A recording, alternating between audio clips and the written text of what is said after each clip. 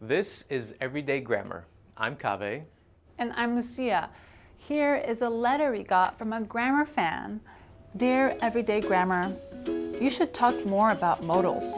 You ought to know that certain modals are difficult for English learners to understand. So unless you want to lose a grammar fan, you had better start teaching more about modals. Wow, that was a strongly worded letter. But the fan did bring up some important modals. Should, ought to, and had better.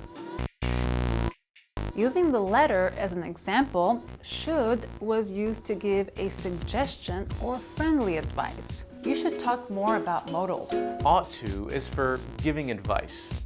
It has a similar meaning to should, but it's not used as often. You ought to know that certain modals are difficult for English learners to understand. Ought to does not have a question or past tense form in everyday American English. Had better is stronger than should or ought to. It really means you should or else. Had better suggests that something bad will happen if you don't follow the advice.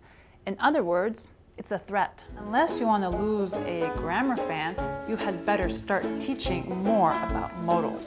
Yes, that does sound a bit harsh, but had better is not always impolite. It can express a sense of urgency. For example, you had better run. The plane is about to leave. Keep in mind that had better has no past tense or question form. And that's Everyday Grammar.